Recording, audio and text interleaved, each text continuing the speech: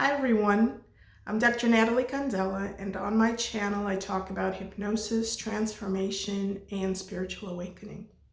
So today I want to talk about what hypnosis is. I get a lot of clients that come in having never been hypnotized, and some of them are nervous about it, some of them kind of have ideas about what it's about, but not really sure if they're accurate.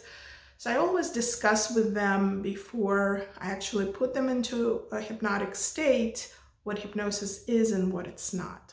So many people have ideas about hypnosis from movies that portray it in a somewhat inaccurate way sometimes. So let's start from the beginning. Is hypnosis sleep? Do you just go in, you forget everything that happens to you, you're not aware of anything, and then you just wake up? No, that's not accurate. Hypnosis is not a sleep state. In fact, if you were asleep, I would have to wake you up, because when you're asleep, you're not responsive, you're not really paying attention to what a hypnotherapist is telling you to do.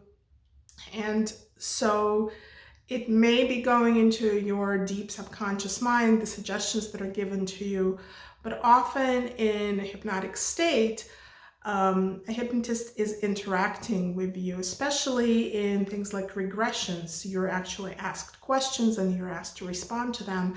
If you're asleep, there is going to be no response, so that's not going to work. I've had a few times when a person is so relaxed and comfortable that they just sort of nod off and go into a light sleep state. And so then I do some things to wake them up. I may raise my voice so that they can hear it and sort of come out of sleep back into consciousness. So what hypnosis is just a relaxed, comfortable state. Now, there are two states of brain waves that we can be in hypnosis. So it's usually alpha state or theta state. So alpha state is just a relaxed, comfortable state. It can be likened to meditative state. So if you meditate and you go into this state of being conscious and aware of your surroundings, but yet relaxed enough to just let them float away to the side, so you're more present within yourself. That's an alpha state. And that's a very normal hypnotic state. A theta state is a deeper one. It's a pre-sleep state where we begin to have visual images come to us, where we think we're sleeping or dreaming already.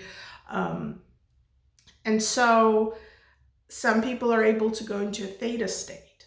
In my experience, the majority of people in hypnosis stay in alpha state. So when they come out, they actually say, well, nothing really happened. I wasn't even like somewhere else. I was fully aware of what was happening.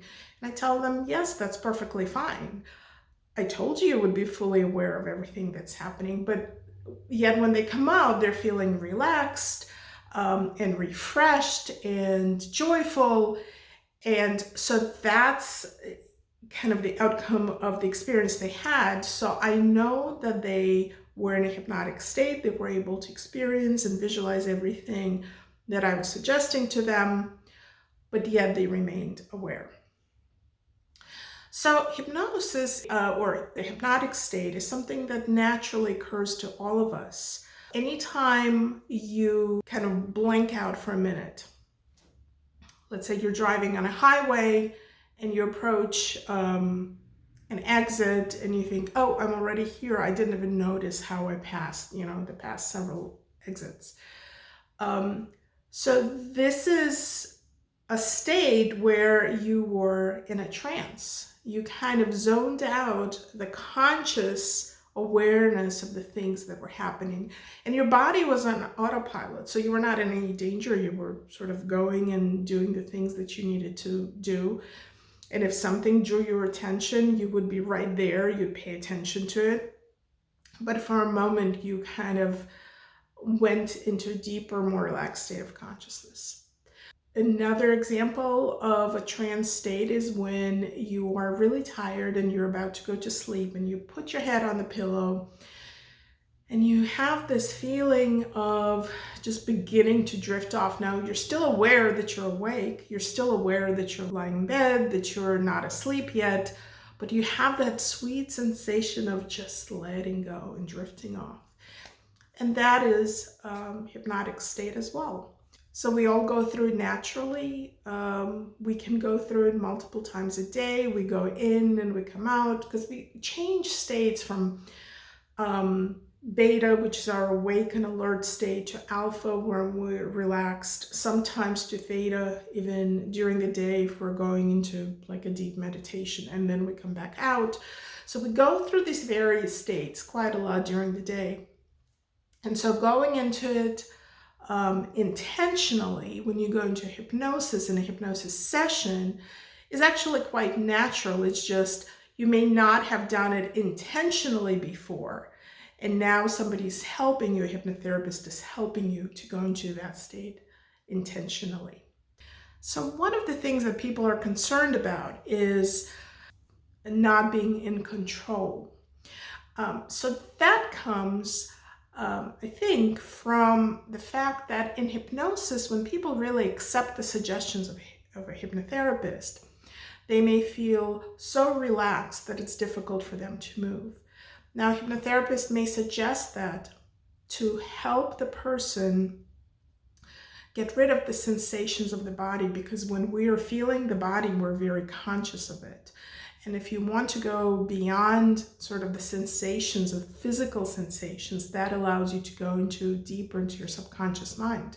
So a hypnotherapist may suggest that you're feeling so relaxed, that you're feeling as though your body is very heavy, as though you can't move it, things along those lines.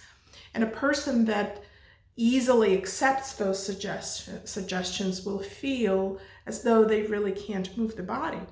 However, I always tell my clients that at any point that you choose to not accept a suggestion that goes against anything that you feel comfortable with, you will have the ability to do that. So just because I tell you that you're becoming more relaxed and your body's becoming heavier, or you don't feel the body at all, in your mind you can say, no, I can feel it. No, I'm not becoming more relaxed. So you can actually go against everything that I tell you, not accept any suggestions that I give you, and be fully in control. But you can also choose, if we have enough trust, to accept the suggestions that I give you, and yet know that at any point that you choose to basically stop the session and get up, you can do so. Now, an example of that is that when I do regressions like QHHT, that's actually a 4-hour session. So the hypnotic part itself is about between 2.5 and 3 hours long. And so we discuss it before the person goes into that state. And I tell them, you will still feel your body probably, and you may feel that you need to go to the bathroom. And if you do, all you have to do is tell me. We will stop the session temporarily. You will go to the bathroom. When you come back, you will go even deeper as you relax back into the recliner. And so I tell the person that to make sure they understand that at any point they are in control. And so that's important for people to know. Hypnosis is a state that you allow.